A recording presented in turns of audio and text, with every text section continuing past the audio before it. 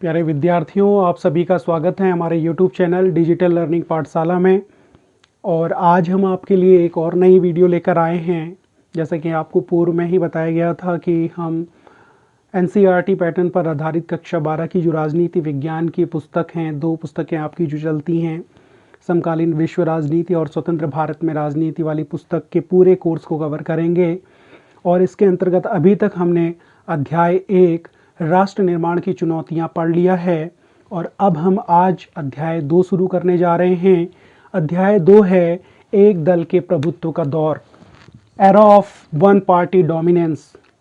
यानी कि जब हमने राष्ट्र निर्माण की चुनौतियों वाला चैप्टर शुरू किया था तो हमने देखा था कि हमारे सामने 3 प्रमुख चुनौतियां थी। हालांकि वैसे तो बहुत सारी चुनौतियां राष्ट्र निर्माण में रही, लेकिन 3 चुनौतियां मुख्यतः हमने देखी। पहली चुनौती थी जो कि तात्कालिक चुनौती थी कि भारत को किस तरीके से एकता के सूत्र में बांधा जाए, और दूसरी जो सबसे महत्वपूर्ण चुनौती थी वो थी कि कैसे भारत में लोकतंत्र को स्थापित किया जाए। लोकतंत्र को स्थापित करने की जो चुनौती थी वो दूसरी सबसे महत्वपूर्ण चुनौती थी।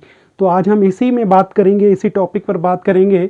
परंतु इससे पहले हम लोग समझते हैं कि आखिर लोकतंत्र होता क्या है, लोकतंत्र क्या होता है और भारत में लोकतंत्र क्यों और कैसे। यानी कि भारत में लोकतंत्र की ज़रूरत क्यों है और भारत में लोकतंत्र कैसे, यानी कि भारत एक लोकतांत्रिक देश कैसे बना। इसकी पूरी कहानी, पूरी स्टोरी इसके बारे में पढ़ेंगे। तो जानते हैं सबसे पहले कि व्हाट इज़ डेमोक्रेसी, यानी कि लोकतंत्र होता क्या है। जनरली बहुत सारे विद्वानों ने इसको कोट किया है, बट हम सबसे पहले समझते हैं कि ये ग्रीक भाषा का शब्द है। यानी कि ग्रीक भाषा में 2 शब्द आपके हैं, डेमोस और क्रेसिया। अगर आप डेमोस को मतलब समझेंगे तो इसका मतलब होता है लोग, क्रेसिया का मतलब होता है शासन, यानी कि लोगों का शासन। इसीलिए अब्राहम लिंकन की जो परिभाषा है उसको बार बार कोट किया जाता है कि जनता का जनता द्वारा जनता के लिए शासन ही लोकतंत्र है। दूसरी एक और बहुत ही महत्वपूर्ण जो परिभाषा है वो सीले के द्वारा दी गई है। इसमें उन्होंने बताया कि लोकतंत्र सरकार का एक ऐसा रूप होता है जिसमें प्रत्येक व्यक्ति का हिस्सा होता है।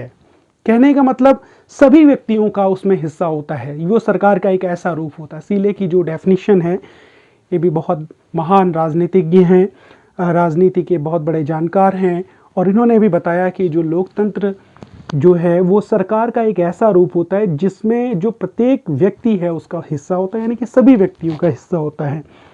अब समझते हैं कि आखिर इसका व्यवहारिक अर्थ, व्यवहारिक रूप में अगर हम इसको समझने की कोशिश करें, इन सब परिभाषाओं के निष्कर्ष को समझने की कोशिश करें, तो लोकतंत्र एक ऐसी शासन प्रणाली होती है जिसमें लोग शासन व्यवस्था को चलाते हैं या लोगों द्वारा चुनकर आए हुए प्रतिनिधि शासन व्यवस्था को चलाते हैं और वो जनता के प्रति उत्तरदायी होते हैं।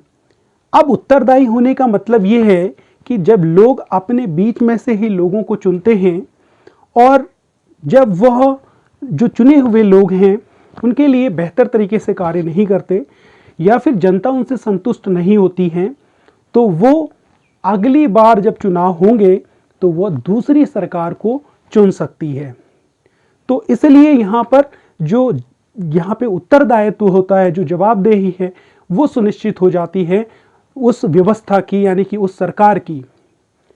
ये इसका व्यवहारिक अर्थ है, यानी कि एक ऐसी शासन प्रणाली जिसमें लोगों के द्वारा शासन किया जाता है और वे लोगों के प्रति ही उत्तरदायी होते हैं। कहने का मतलब है, उत्तरदायी का मतलब, कहने का मतलब क्या है कि अगर ऐसा महसूस होता है कई बार लोगों को कि उनके द्वारा चुनी हुई सरकार सही तरीके से काम नहीं कर रही है, यदि वो संतुष्ट नहीं होते तो वो अगली बार चुनाव में दूसरी सरकार को चुन सकते।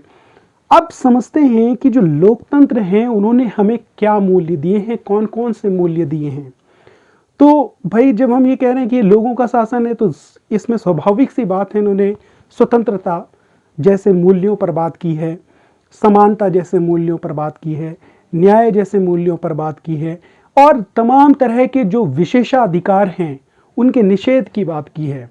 और इसके साथ साथ इन्होंने एक बहुत ही महत्वपूर्ण बात की है कि सभी नागरिकों को बिना किसी भेदभाव के अपने चुनाव व्यवस्था यानी कि मत देने का जो अधिकार है वो मिलेगा, यानी कि चुनाव में भाग लेने का जो अधिकार है वो बिना किसी भेदभाव को उनको मिलेगा। बात करते हैं कि लोकतंत्र का महत्व, यानी कि लोकतंत्र महत्वपूर्ण क्यों होता है। किसी भी लोकतांत्रिक व्यवस्था को जब अपनाया जाता है तो उसका अपने आप में महत्व है, इसलिए है क्योंकि उससे राजनीतिक स्थिरता आती है। क्योंकि आप देखते हैं कि कई बार कई सारी ऐसी व्यवस्थाएं होती हैं जहां पर एक राजशाही है, मान लीजिए राजतंत्र है कहीं पर, तो वहाँ पर राजा का शासन है और इस तरीके से यहाँ पर राजा के मनमानी की जो यहाँ पर संभावनाएं हैं वो बहुत अधिक बढ़ जाती हैं, क्योंकि वो अपने आप में पूरी तरीके से स्वतंत्र होता है। बट डेमोक्रेसी होने से क्या होता है कि यहाँ पर डेमोक्रेटिक इंस्टीट्यूशंस भी होते हैं, लोकतांत्रिक संस्थाएं भी होती हैं जो किसी भी प्रकार से जो राजनीतिक गतिविधियां चल रही होती हैं, राजनीतिक क्रियाएं होती हैं, उन पर नज़र रखती हैं और इस तरीके से संतुलन बनाने की कोशिश करती हैं कि किसी भी प्रकार से जो राजनीतिक प्रक्रियाएं हैं या राजनीति है वो अस्थिर ना हो जाए। तो यहाँ पर एक समन्वय जो है लोकतांत्रिक संस्थाओं के द्वारा लोकतंत्र के अंतर्गत होता है और इस वजह से ही ये अपने आप में इम्पोर्टेंस होती है कि हम ये देखते हैं कि कई बार यहाँ पर जैसे किसी और व्यवस्था की बात करें, जैसे हम राजतंत्र के बारे में बात कर रहे थे, तो जब वहाँ पर लोगों के बीच में असंतोष पैदा होता है तो क्योंकि वो राजा को नहीं बदल सकते हैं, उन्हें या तो राजा के वंशानुगत आधार पे उनके जो आगे की पीढ़ी है उसी में से किसी राजा को चुनना होगा, मतलब वही राजा होंगे।